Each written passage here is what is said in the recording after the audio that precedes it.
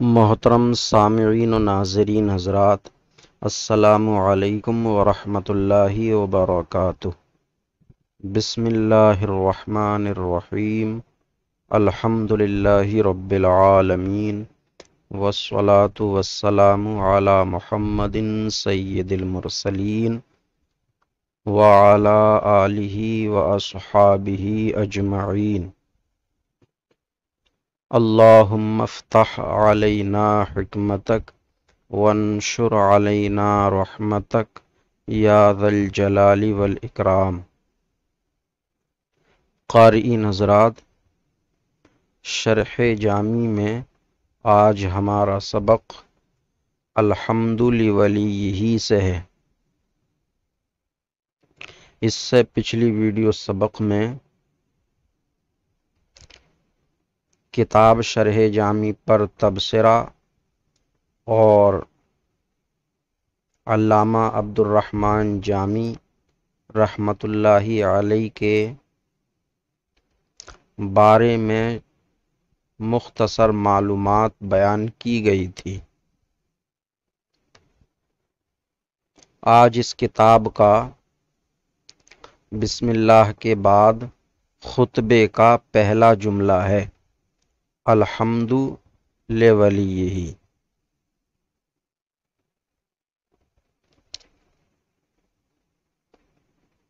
مصنفین اپنی کتاب کو تسمیہ کے بعد الحمد سے یا حمد باری تعالی سے شروع فرماتے ہیں۔ اس کی وجہ وہی ہے جو مشہور ہے کہ حدیث پاک میں ہے کہ اچھا کام بسم اللہ الحمدللہ سے کیا جائے۔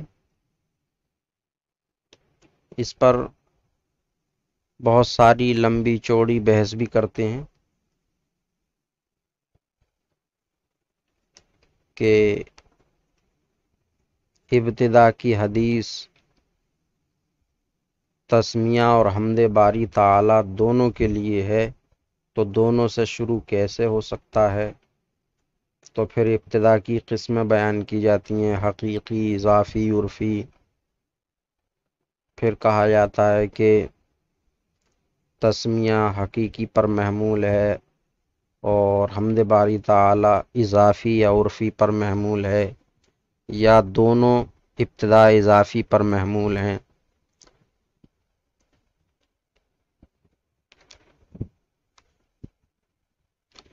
وہ ساری بحث یہاں ہم نہیں کریں گے، وہ بحث تفصیل کے ساتھ شرح تہذیب میں کی گئی ہے۔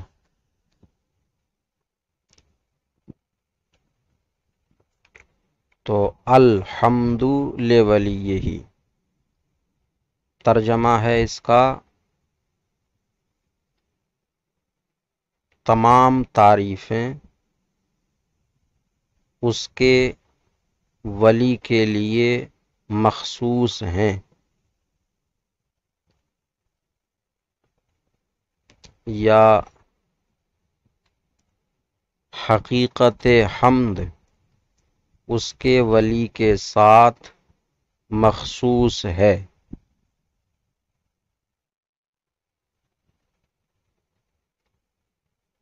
اس میں سب سے پہلا لفظ ال ہے۔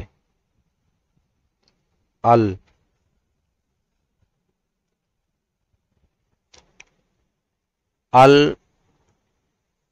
یہاں سے قطع نظر اسم بھی ہو سکتا ہے، حرف فعل بھی ہو سکتا ہے اور حرف بھی ہو سکتا ہے۔ اسم بھی ہو سکتا ہے ال یہاں سے قطع نظر، مثلا ال اسم فاعل یا اسم مفعول پر داخل ہو تو اسم ہو جائے گا، جو اسم فاعل یا مفعول حدوث کے معنی میں ہو۔ اور ال یہاں سے قطع نظر فعل بھی ہو سکتا ہے خف کی طرح، جیسے خف تو آلا یا آلو اگر فتح یفتحو سے آتا ہو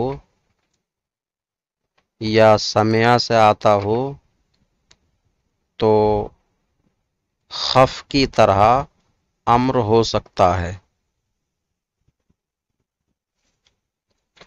اور الحرف بھی ہو سکتا ہے جیسے یہی ہے، تو یہاں الحرف ہے، یعنی الف لام حرفی۔ الف لام اسمی نہیں ہو سکتا کیونکہ وہ تو اسم فاعل یا اسم مفعول پر آتا ہے جو حدوث کے معنی میں ہوں، اور حمد یہ اسم فاعل یا اسم مفعول نہیں ہے، تو الف لام حرفی ہے۔ اب الف لام حرفی دو طرح کا ہے، زائد اور غیر زائد۔ تو یہ الف لام زائد بھی نہیں ہے،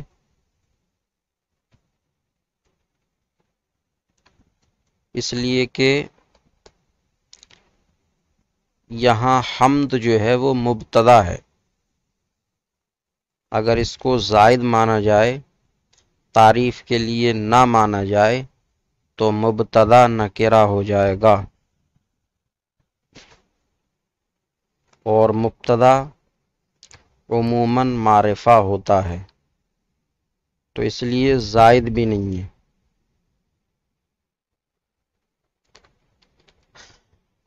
اب حرفی الف لام حرف تعریف ہے، تو الف لام حرف تعریف کی مشہور 4 قسمیں ہیں: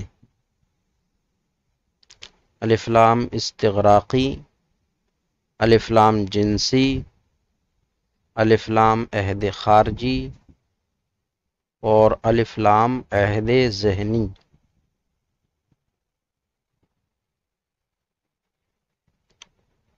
الف لام استغراقی وہ الف لام ہوتا ہے جس کے مدخول سے اس کے جملہ افراد مراد لیے جائیں،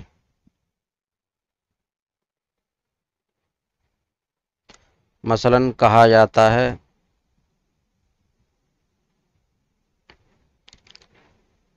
جیسے والعصر ان الانسان لفی خسر، زمانہ کی قسم بے شک سارے انسان گھاٹے میں ہیں، الا الذین آمنوا وعملوا الصالحات سوائے نیک مسلمانوں کے۔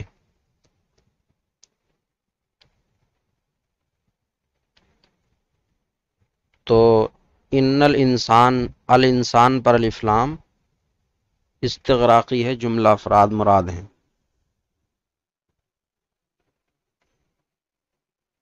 الف لام جنسی وہ الف لام ہوتا ہے جس کے مدخول سے افراد نہیں بلکہ حقیقت اور ماہیت مراد ہو، جیسے اس کی مثال میں کہا جاتا ہے الرجل خیر من المرأة، حقیقت مرد حقیقت عورت سے بہتر ہے، حقیقت مرد حقیقت عورت سے بہتر ہے۔ تو یہاں افراد کی بات نہیں ہے کہ افراد مرد افراد عورت سے بہتر ہیں، کیونکہ بہت ساری عورتیں، بہت سارے عورت کے افراد بہت سارے مردوں سے، بہت سارے مردوں کے افراد سے بہتر ہیں۔ مثلا ایک عورت ہو دیندار اور فرض علم رکھنے والی، عالمہ کہیں جس کے پاس فرض علم ہے، اور ایک مرد ہو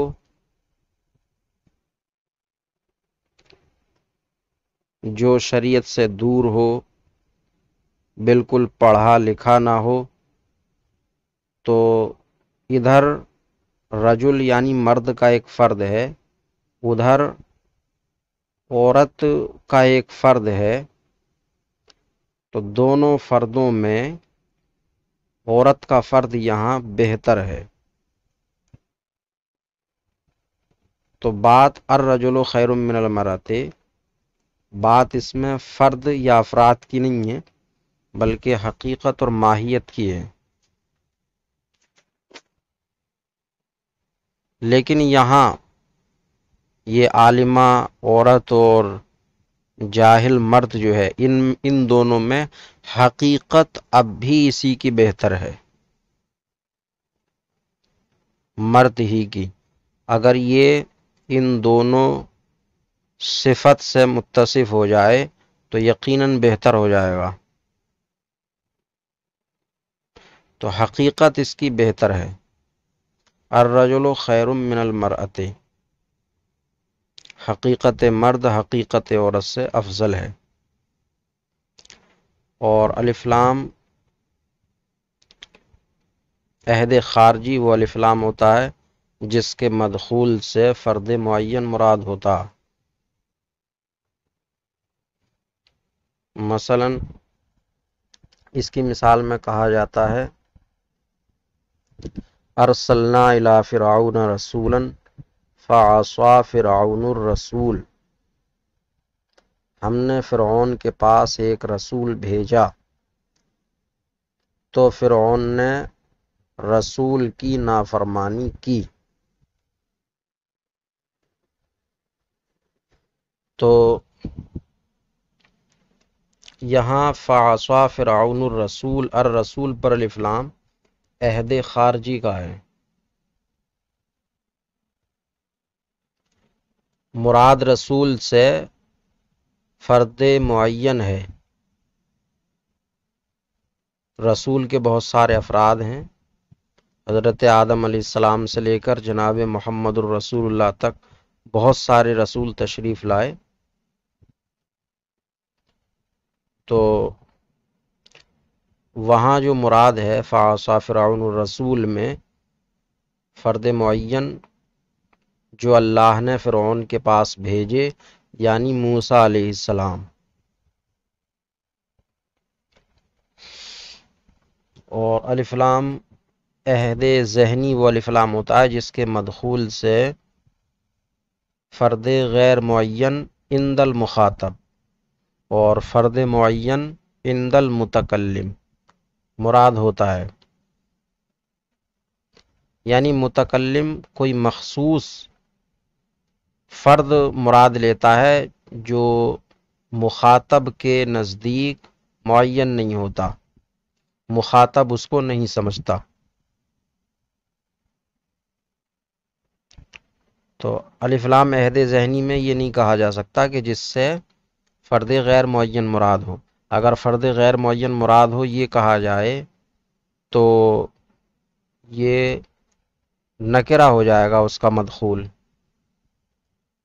مدخول نکرہ ہو جائے گا، اور الف لام عہد ذہنی یہ حرف تعریف کی قسم ہے، معرفہ بنانے کے لیے آتا۔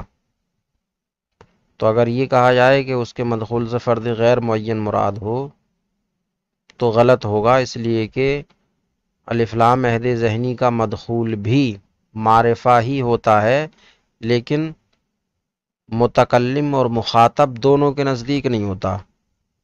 متکلم کے نزدیک معرفہ ہوتا ہے اور مخاطب کے نزدیک معرفہ نہیں ہوتا۔ تو اس لیے کہا گیا کہ الف لام عہد ذہنی وہ الف لام جس کے مدخول سے عند المتکلم فرد معین اور عند المخاطب فرد غیر معین مراد ہو۔ اس کی مثال میں کہا جاتا ہے حضرت یعقوب علیہ السلام نے فرمایا اخاف ان یاکلہ الذئب، مجھے ڈر ہے کہ اس کو بھیڑیا کھا جائے۔ تو الذئب سے حضرت یعقوب علیہ السلام نے جو بھی بھیڑیے کی قسم کا مخصوص بھیڑیا مراد لیا ہو تو وہ بھیڑیا مراد ہے جو مخاطبین یعنی حضرت یوسف علیہ السلام کے بھائیوں کے نزدیک غیر معین تھا۔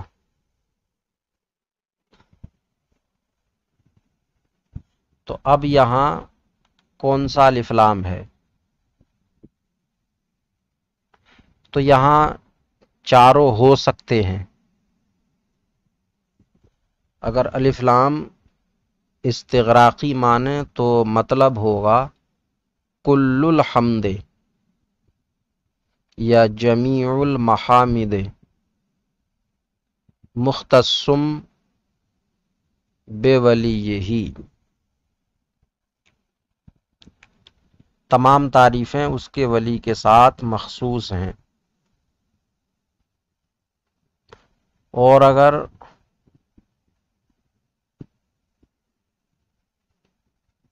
الف لام جنسی مانا جائے تو مطلب ہوگا حقیقت الحمد و ماہیتہ مختصۃ بے ولیہ، حمد کی حقیقت اور اس کی ماہیت اس کے ولی کے ساتھ مخصوص ہے۔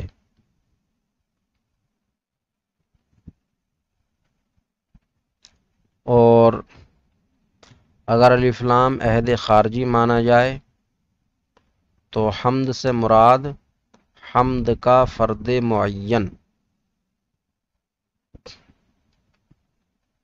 فرد معین کیا؟ مثلا اس کے محبوب بندوں کی تعریف، یا اس کے نزدیک جو مکروہ اشیاء ہیں ان کو چھوڑ کر، یعنی اشیاء پسندیدہ، امور پسندیدہ۔ تو امور پسندیدہ کی تعریف، امور پسندیدہ نزد خدا، اللہ کے نزدیک جو جو چیزیں پسند ہیں ان کی تعریف اس کے ولی کے ساتھ مخصوص ہے۔ اور جن جن چیزوں کی جو جو چیزیں اللہ کے نزدیک مکروہ ہیں، مثلا کافر مکروہ ہے، فاسق مکروہ ہے، اور افعال قبیحہ، صفات ذمیمہ مکروہ ہیں، تو ان کی تعریف اللہ کے لیے نہیں ہے، یعنی اس کو اللہ پسند نہیں فرماتا۔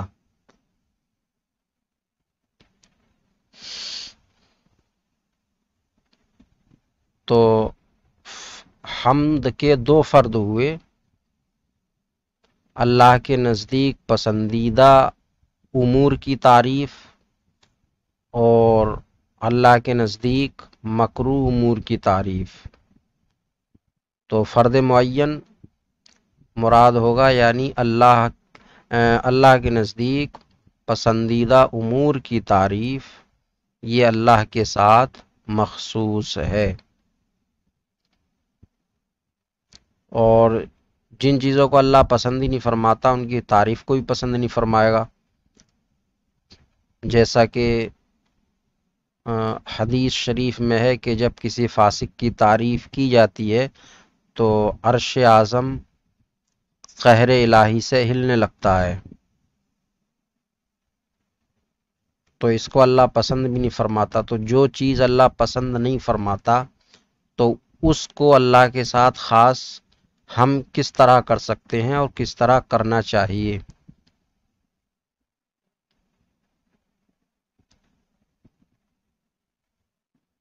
اور الف لام عہد ذہنی، اس سے مراد عند المتکلم فرد معین، عند المخاطب فرد غیر معین ہوتا ہے۔ تو مثلا اپنے ذہن میں رکھ کر متکلم اسی معنی کو مراد لے، اللہ کے نزدیک پسندیدہ امور کی تعریف، تو یہی الف لام عہد ذہنی ہو جائے گا۔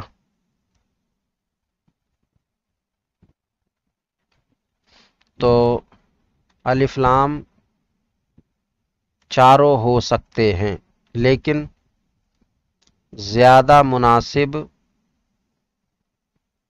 اور جو مشہور ہے وہ یہ ہے کہ الف لام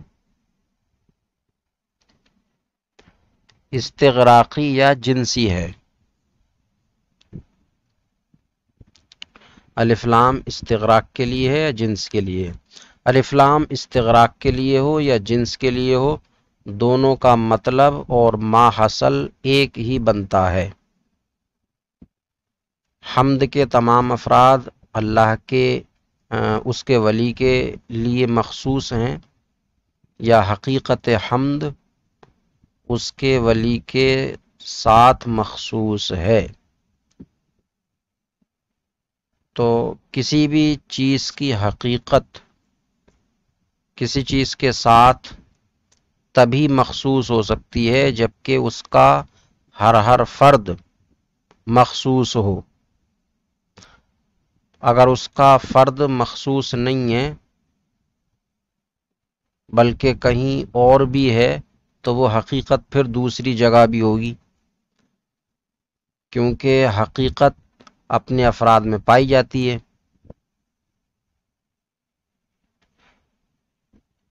تو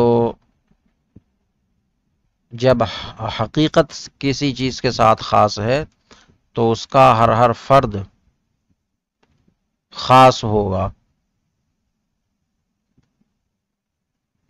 لیکن استغراقی ماننے کی صورت میں حمد کے افراد ولی حمد کے ساتھ صراحتاً مخصوص ہوں گے،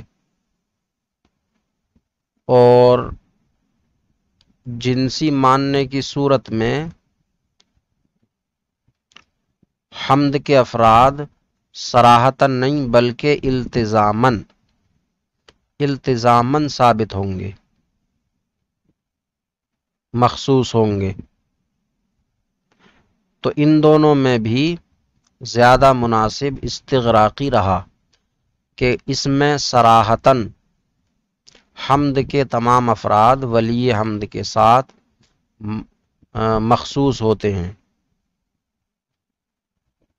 اور جنسی میں صراحت کے ساتھ نہیں بلکہ صراحت کے ساتھ حمد کی حقیقت اور ماہیت ہوتی ہے، اور حمد کی حقیقت و ماہیت کے مخصوص ہونے کی وجہ سے اس کے افراد بھی التزاماً مخصوص ہو جاتے ہیں۔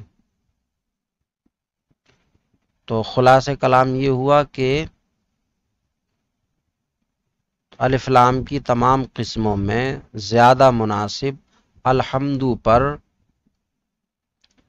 الف لام استغراقی ہے۔